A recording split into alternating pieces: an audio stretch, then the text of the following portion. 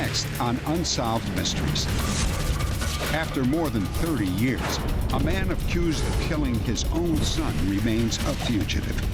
Police need your help to find him. A young woman plans to marry the man of her dreams, but 3 weeks before the wedding, she disappears. 2 women are found shot to death. A single clue connects the murders: a pair of orange socks.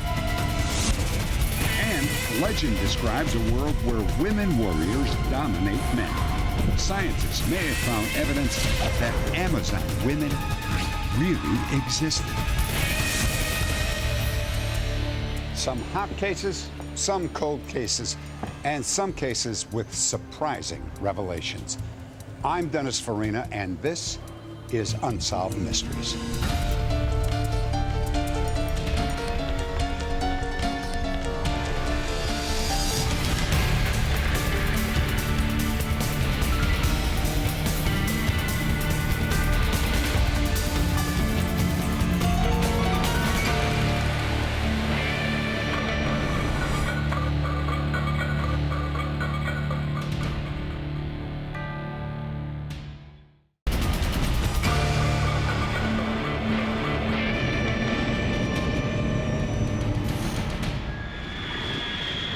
Breckenridge, Colorado. A woman's body is found 5 miles south of town. She had been shot twice.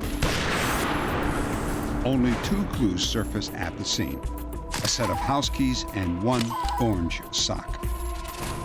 The keys belong to the dead woman, but the orange sock does not. 6 months later, and 13 miles away, another body is found. Another woman has been shot to death. Police are stunned when they discover that she is wearing the match to the orange sock. The murdered women are both locals: 29-year-old Bobby Oberholzer and 21-year-old Annette K. Schnee.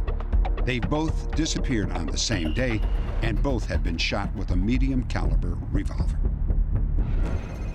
2 victims, 2 murders.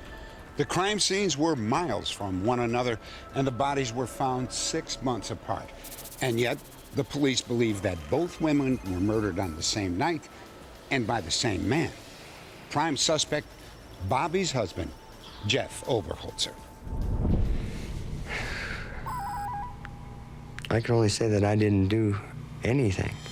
Matter of fact, we had just planned several days before that it was time for us to have children. I miss my wife. I did not kill her. Bobby and Jeff had been married for 4.5 years. Jeff ran an appliance repair business, and Bobby worked as a receptionist. According to Jeff, the day of Bobby's death began as usual. She left home at 7:15 a.m. and hitchhiked to work. Everybody hitchhiked. You got to know the people in the town, and they got to know you, and they'd look for you to take you over and back if you needed a ride.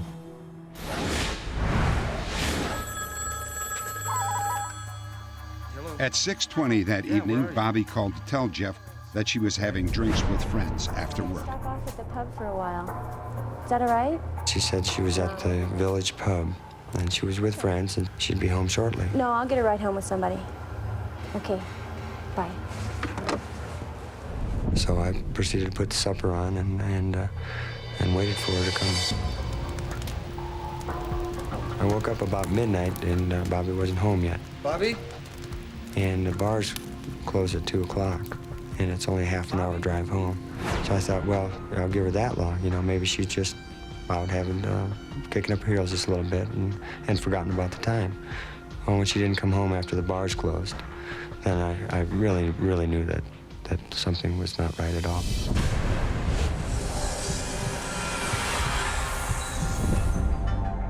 Jeff drove into Breckenridge to look for Bobby. Her friends told him that she had left the bar around 7:30 p.m. When Jeff reported to the police that Bobby was missing, they told him that it was too early to file a report. Finally, he drove back home to wait for Bobby. The next morning, A farmer who lived 30 miles outside Breckenridge found Bobby's driver's license on his property. When Jeff and two friends went to pick it up, they made a disturbing discovery. Oh, wait. I think I see something over here. I spotted a blue spot in the snow, and her backpack was blue, and so we stopped. Yeah, this is Bobby's backpack. She wore this when she left. With the backpack was one of Bobby's gloves, spattered with blood and several bloody tissues. Jeff's friends helped organize a search. 2 hours later, they found Bobby's lifeless body more than 15 miles from where her backpack was discovered. At the scene, police found 3 intriguing clues. The only footprints near the body were Bobby's. A plastic cord was tied around one of her wrists, and a single orange sock was found nearby. The same day Bobby's body was found, another woman, Annette K. Schnee, was reported missing. Annette was a cocktail waitress in Frisco, Colorado, and like Bobby, often hitchhiked to work. From the start, police believed that the two cases were connected. When I first asked Jeff if he knew Annette Schnee, he denied it. It was several days later, after seeing her picture in the newspaper, that he came to me and said that he did know Annette and that he had offered to me that he gave her a business card.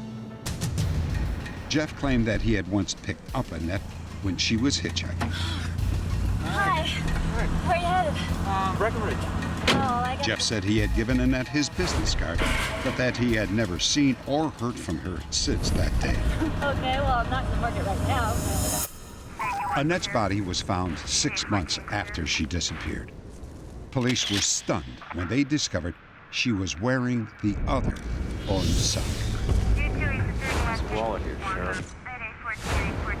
Jeff's business card was inside Annette's wallet. Jeff Oberholtz. The fact that 2 victims would both be associated or known by one individual makes the investigation tend to focus on Jeff Oberholzer as the primary suspect. Authorities pieced together a scenario for the 2 murders. Annette Schnee was last seen in Breckenridge at 4 p.m. in a serious conversation with a dark-haired woman. Police believe that around 5 p.m., she left to hitchhike home.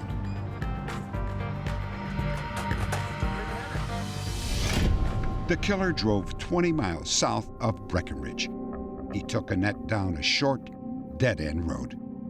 She was then either made to disrobe or the man himself undressed her, sexually assaulted, and then allowed to get dressed.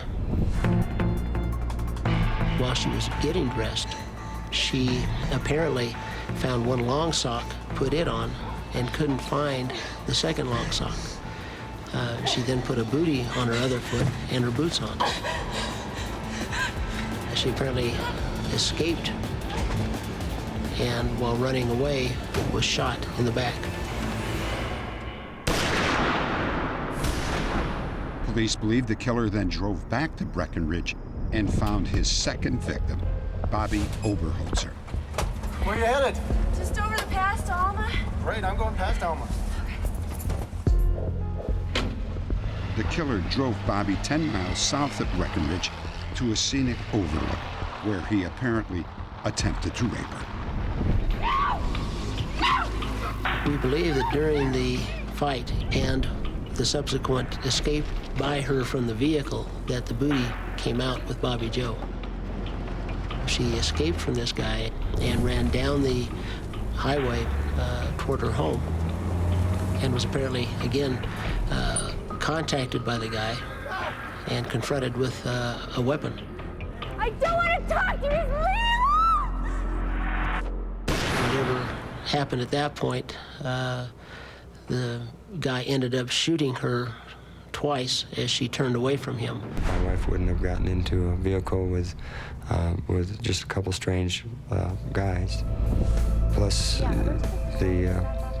the fact that we had communicated. She knew that she could call for a ride if she wanted to. No, I'll get a ride home with somebody. I think she knew someone and that they left together with a promise to her of taking her home. 2 months after his wife was murdered, Jeff Oberholzer took a polygraph exam and passed. From day one, Jeff insisted that he had a rock-solid alibi. Joe, you got 2 choices here. You got. According to Jeff, at the time the murders were committed, he was at home visiting with a friend. But Jeff was unable to produce the witness for police. Then, finally, Jeff's friend surfaced. 9 years later. When we interviewed the friend a few months ago, he stated that he had been at Jeff's house that night. However, the times that he gave us did not match up with the times that Jeff had given us. As far as the finger being pointed at me, I'm still very, very angry about that. If they had, different agencies had pursued different avenues and not concentrated so much on trying to find me guilty, we may have found out who had done this to these girls. Update. There are new developments in this case, and here's one of our staff with details. Jeff Oberholzer is no longer a suspect in the murder of his wife, Bobby Jo, or Annette K. Schnee. In 2021, genetic genealogy led to the arrest of a mechanic named Alan Lee Phillips, who was seen in the area at the time of the disappearances.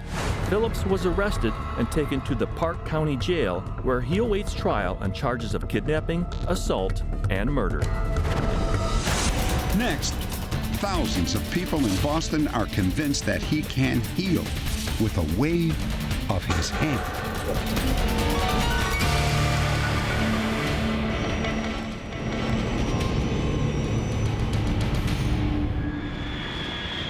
Boston, Massachusetts. This brownstone is filled with patients hoping to change their lives. I'm here to quit smoking, and I've been smoking over 30 years. Fear of crowds like this. I came to stop biting my fingernails. But this is not a medical clinic. It's the office of Yefim Shepentsov, a Soviet immigrant who many believe has the power to heal. Relax, make yourself comfortable. My name is Yefim Shepentsov. Thousands have come from around the world to find out if his healing touch really works. For me, right now, people can make appointments. Smoking, drinking, drugs, all kinds of bad habits, phobias, anorexia, bulimia, weight loss. Knee pain, back pain. Okay. Does this Russian immigrant really have the power to heal, or is he simply a con artist playing on people's hopes? Can a simple wave of his hand change a life? Well, you watch, and you be the judge. Miranda Beeson was a successful New Yorker with a serious health problem. She could not quit smoking. I really adored smoking, and I smoked great cigarettes. I won't name the brand. I loved them all. But I had tried numerous other kinds of ways of smoking cessation, and they had not been successful, and I thought, I have nothing to lose. Miranda went to Boston for a session with Yefim and smoked what she hoped was her last cigarette. Okay, be brave, because what we have to do is we have to... Miranda joined others looking for a cure to their chronic pain or addiction. Yefim held a group healing followed by individual readings. Who have pain, phobia, some addiction of some sort. Who have everybody, why you here? I want to quit smoking. You want to quit smoking, good. He's incredibly dynamic. You have other pain? Yes. Pain. You have pain, where do you have pain? In my back. And you have... He has a power of focus so that when he focuses on you, you're engaged. I give you energy. He kind of sent this fireball across the room, and that pain is gone. Yefim claims that his hand gestures can change what he calls bioenergy. It's like somebody throwing a really fast curveball. You're the catcher, he's the pitcher, you're there, you catch it. What I want you to do is to think in your mind the very first puff of cigarette that you take. In Miranda's private session, they discussed her 20-year addiction to cigarettes. Well, some people say he sort of sneezes on you, which is not what he does at all.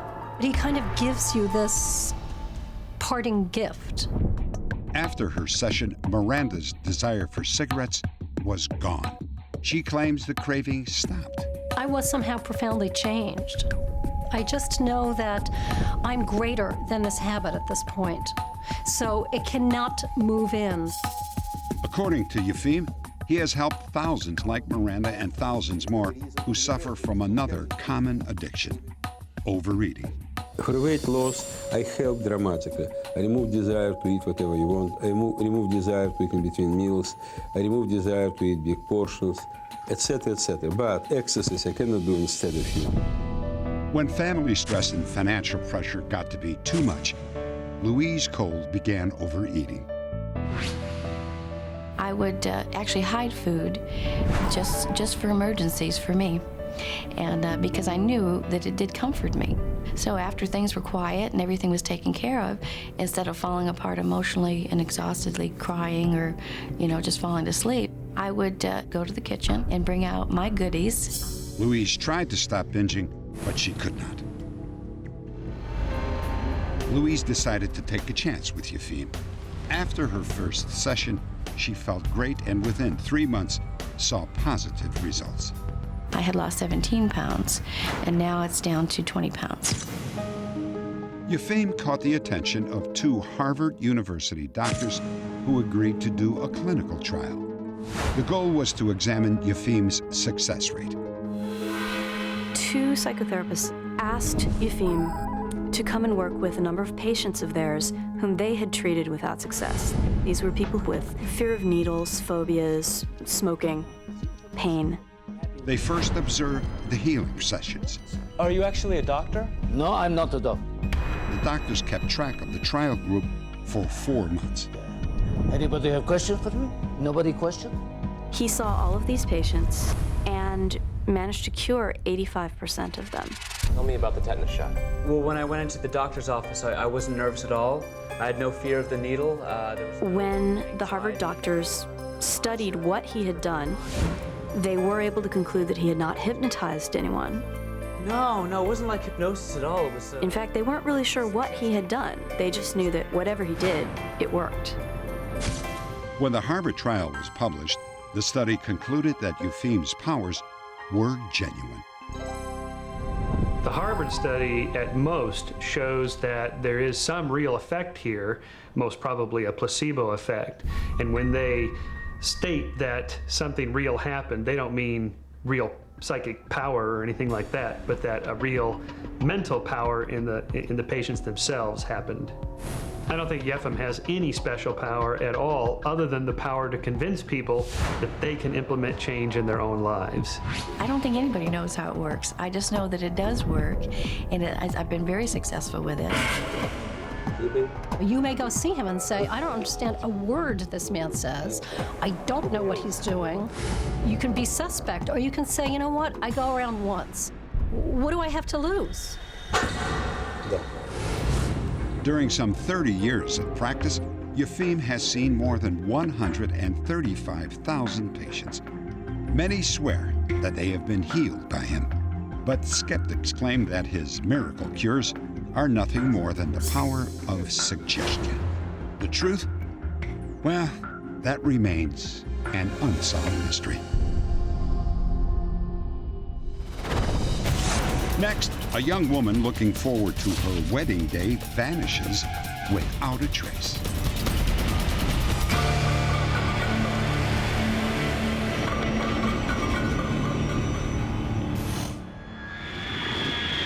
Richmond, Indiana. It was a hot and humid day when 28-year-old Marilyn Nikki McCown stormed into her mother's kitchen. These 2 guys at the laundromat would not leave me alone. She just was really upset. And I laughed at first, because she's such a pretty girl. I just thought that some man was making a play, Here you go, Mom. I said, Nikki, just calm down, because she really was really upset. Nikki may have been upset, but police believe she returned to the laundromat anyway. No one knows for sure, because on that muggy summer day, Nikki disappeared, and she hasn't been seen or heard from since. Police had trouble believing that Nikki would take off just 3 weeks before her wedding. They suspected foul play, but without a body and with no apparent motive, they had nothing to go on. It was a complex puzzle with pieces that simply did not fit. So you guys are gonna get fitted for your tuxedos today? Yeah, we're The gonna go day by she there. disappeared, Nikki set off to do the laundry while her fiancé, Bobby Webster, met his best man to be fitted for their tuxedos. The wedding day was just 3 weeks away. She spent so much money, put so much into this wedding. She wanted it to be the most perfect wedding. She wanted her face to be perfect, her hair to be perfect, her body to be perfect. She wanted everything to be perfect. But Nikki's wedding was not to be. Ever since she disappeared, her family and police have been trying to figure out what really happened. I'm just gonna borrow this real quick. That's all. Police believe that if Nikki returned to the laundromat, she may have been confronted again by the two strangers. Wait, come here. What? Have you seen Nikki? The day after Nikki's disappearance, Bobby contacted Richmond police to report that his fiancée was missing. Yeah, I tried them, but nothing. Filling all that information, that missing persons report, was very difficult. It was because a situation like this you just see happening on like a TV movie or something. You never really think in your wildest imagination you'd be in that situation until it really happens, and it's really confusing. Shortly after Nikki disappeared, Bobby began acting very strangely.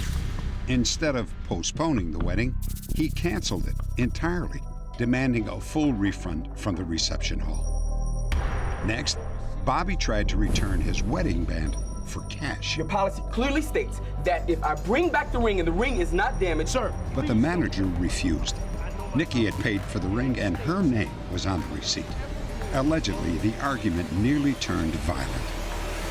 I'm gonna have to ask you to leave. Bobby had to be escorted from the store. Bobby's reason was that he needed the money to help pay for Nikki's search. I was to the point where it's like, it doesn't matter right now. This wedding doesn't matter. Nikki's well-being is what matters right now. But detectives weren't convinced. They asked Bobby to take a polygraph. At first he refused, but later said yes. One of the questions that was asked to Mr. Webster was, did you have anything to do with the disappearance of Nikki McCowan? And he says no, and according to the operator, the needle about jumps off the chart. So not only did he fail it, he failed it miserably. Bobby doesn't believe that he failed the polygraph. Neither he nor his lawyer have ever seen the results. I just said, look, you ain't got to give it to me, just send it to my lawyer. But they don't do stuff like that around here. That's what they told me. Nikki had been gone for 3 months before detectives got their first break in the case. Her SUV was found at a large apartment complex in Dayton, Ohio, 45 minutes east of her home in Indiana. Police believe it had been there for weeks. The door lock was punched out, the ignition had been hot-wired, and the stereo was missing. We kept getting told by the police, we gotta locate this truck. It's the big piece of the puzzle. And when they located it, it was a little relief that now they can find Nikki. An important clue was left in Nikki's SUV, her neatly folded laundry. The clothes appeared that they'd come just from the laundromat. They were folded neatly. They did not have the appearance that someone had went through the clothing or taken any of the items. If Nikki had been abducted from the laundromat, why would her clothes be neatly folded in the backseat of her SUV? And who drove her car from Richmond to Dayton? Police were surprised to discover that Nikki had an ex-boyfriend who lived in the same apartment complex where her SUV was found. He was very cooperative. We checked his alibi and found out he was at work at the time that she was reported missing. He agreed to take a lie detector test and come through it fine. So we could eliminate him as a suspect. I don't know what else to tell you. Another dead end. However, police later discovered that Nikki made a phone call to Dayton the day she disappeared. It's Nikki. To a co-worker who lived about a mile from where her SUV was found. Do you know where I can find him? They talked about beauty products, and her friend told Nikki where she could purchase the items that she was looking for in Dayton. This leads us to think that we've got two different scenarios. Something happened to her over here in Richmond, Indiana, or she drove over to Ohio and something happened to her over there. Now, there was another theory. If Nikki drove to Dayton, something may have happened to her on the way. But if so, how did her SUV end up in the parking lot where her ex-boyfriend lived? Was it simply a coincidence? I find it hard to believe. And then if it's not coincidental, then what better way to throw the suspicion off of somebody over here in Richmond? That theory leads police right back to Bobby Webster and his strange behavior right after Nikki disappeared. I love Bobby to death. There's no way he'd do this. He'd have to be the devil himself to be able to walk around here, still see us face to face, you know? I mean, everybody has their limits. Nikki's mother, however, isn't so sure about Bobby. There's a wise old woman once told me, keep your friends close and your enemies even closer. So I stuck with him like glue. Because I figured if Bobby did do this, or if he knew anybody did do it, he would come to me. Police continue to follow up on other possible leads while also keeping a close eye on Bobby Webster. I believe that based on all the information we have so far, that if Mr. Webster did not have anything to do with the disappearance of Nikki McCowan, he does know quite a bit about what did happen to her. I don't know anything about Nikki's disappearance or whereabouts. I have nothing to do with it. I mean, I love Nikki more than I love myself. And all I wanted to do was just be the best man I could. And, you know, it feels unfair that I'm in the situation that I'm in now. Just because I love so much, you know. I just don't understand it. Nikki McCowan is 5 feet 2 inches and weighs 115 pounds. She has brown eyes, brown hair, and a small scar over her left eye. If you have any information about this case, please log on to our website at unsolved.com. Next, a father wanted for the murder of his own son is still a fugitive after more than 3 decades on the run.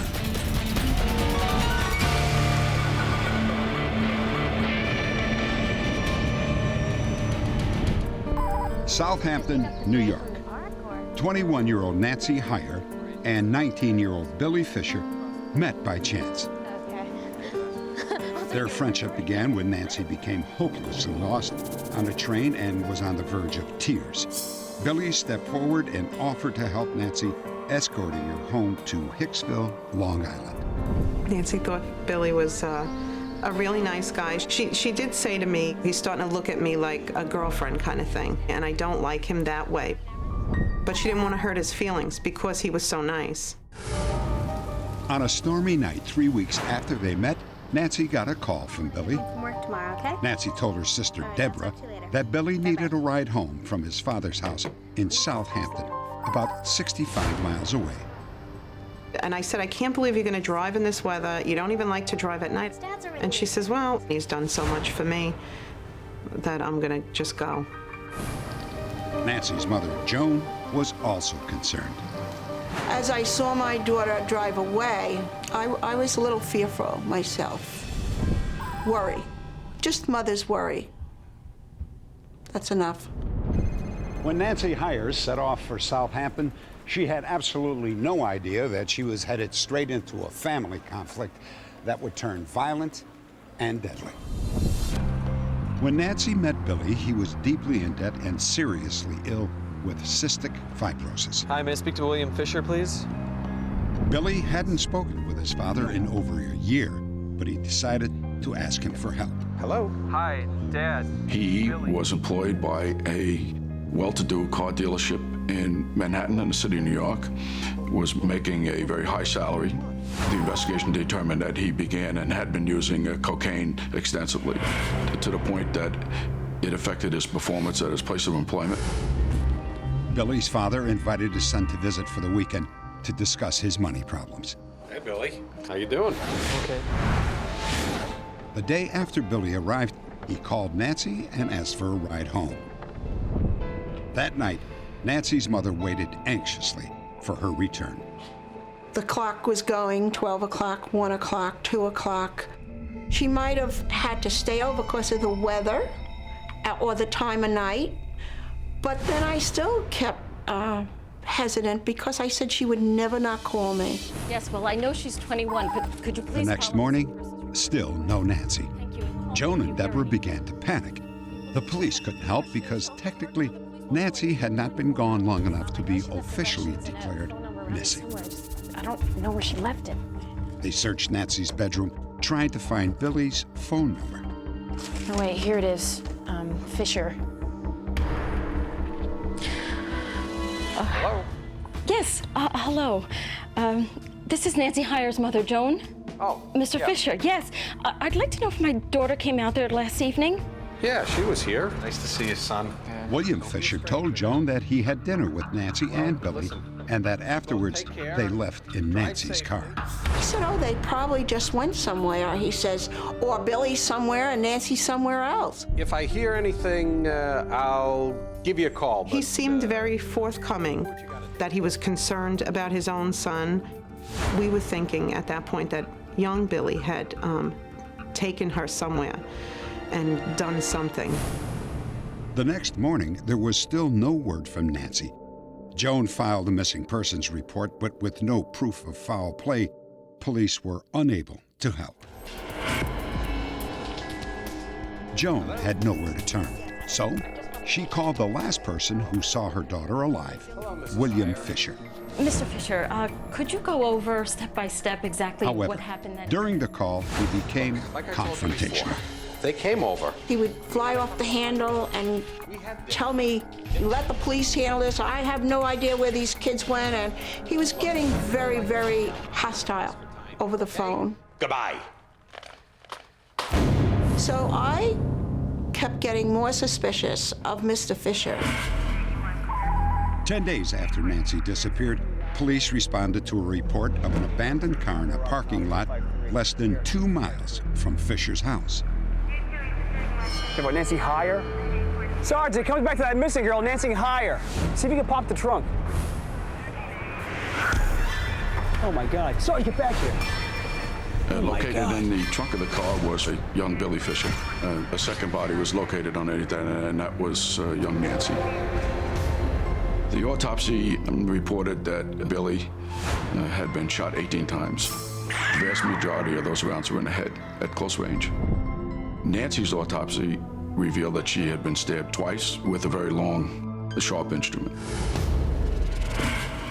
Around that same time, police received reports from neighbors that Fisher had been remodeling his master bedroom in the middle of the night. Well, you can see it's been freshly painted. Police secured a search warrant. Slight indentations were observed in a section of wall, and it was removed. 2 .22 caliber bullets were recovered. A single strand of hair was fused to one of the bullets. It was identified as Billy Fisher's. That established that this was the crime scene. Additional testing established that there was a large amount of blood splattered all about the halls of the hallway, consistent with an individual, Nancy, being stabbed in that area immediately outside the master bedroom. That means the evidence pointed directly to William Fisher. What could have driven him to shoot his own son 18 times and then murder a complete stranger? Just the same as always. It's always about money, isn't it? It's you, constantly. All the time.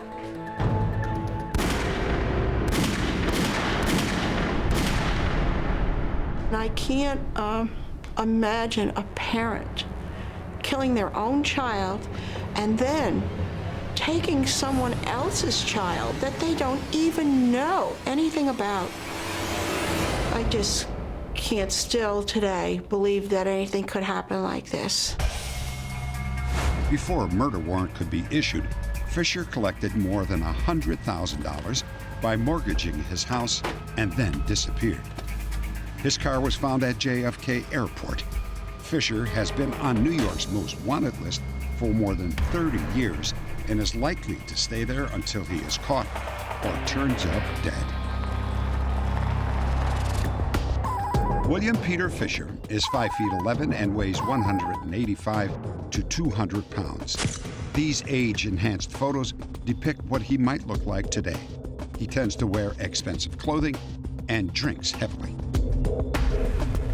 If you have any information about the whereabouts of William Peter Fisher, please log on to our website at unsolved.com. Next, a lost orphan is reunited with two brothers after more than 30 years.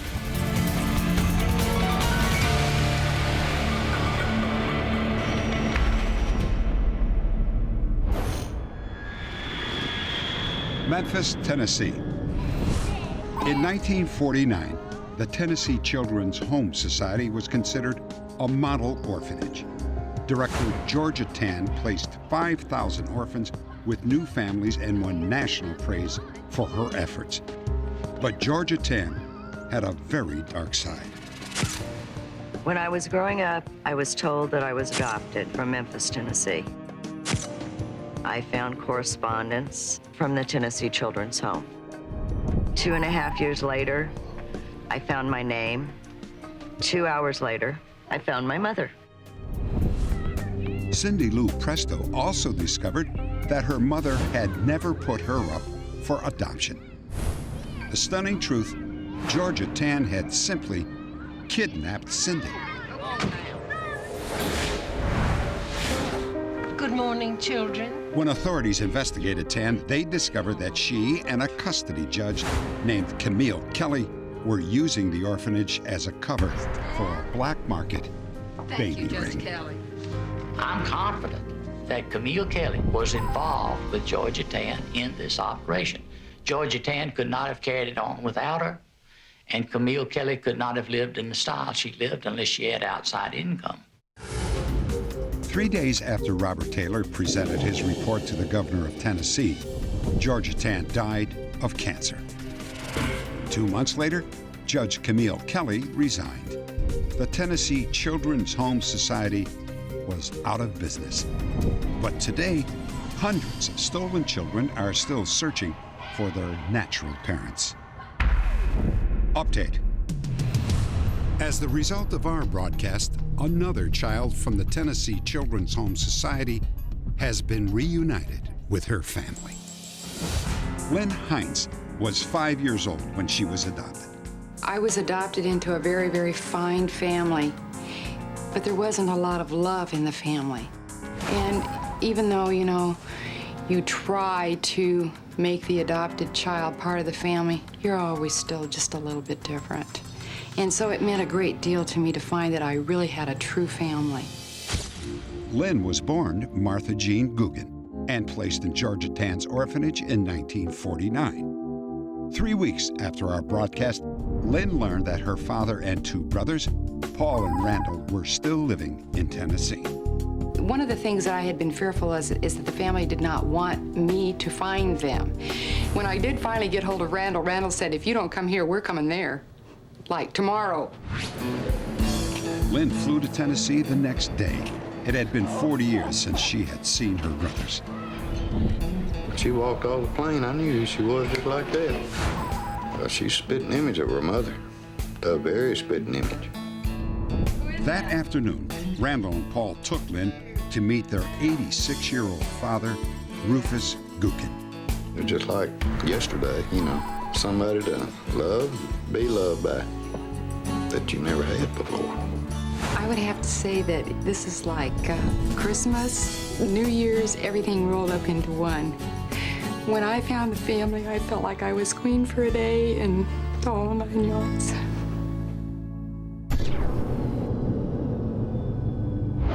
They call them Amazons, fierce female warriors who dominated men. Most believe that Amazons are nothing more than myth. But now scientists working in Russia have found the remains of what could be a tribe of these female warriors. Contrary to popular belief, the legend of the Amazons did not originate in South America. but in ancient Greece. It said that Amazons loved battle and were not allowed to marry until they had first killed an enemy. The Greeks used the Amazons as the antithesis of what a Greek woman should be. The Greek woman should stay at home, take care of the kids, take care of the house, and the Amazon went out and fought the Greeks, and so therefore she got what was coming to her when she was killed. Janine Davis Kimball and a team of American and Russian archaeologists have spent 4 years excavating Iron Age burial mounds in southern Russia that date from the 4th century BC. Most scholars believe that early nomads were male-dominated tribes. The men were the leaders, the warriors, and the priests. But these graves tell a different story. We have women with weapons, women who are actually controlling wealth. We have a different concept entirely of what we think of nomads. The grave of one young woman contained artifacts that proved she was much more than an ancient housewife. She had a quiver by her side that had a lot of bronze arrowheads in it. She had a dagger on the other side, and then there was this large boar's tusk that was drilled, and it was probably suspended around her waist from a cord. Another woman was found with a bronze arrowhead embedded in her body, a sign that she probably died in battle. Who were these women warriors? Are they, in fact, the source material for the legendary Amazons? We've scientifically proven that there were women warriors, number one. Number two, we also now realize that women have not always been at the bottom of the pit and can control their own lives and be like a woman warrior. The legend of the Amazons lives on. The Amazon River is named after them. California takes its name from an Amazon queen, Khalifa. And in television reruns, the mythic story of the warrior princess continues to be told.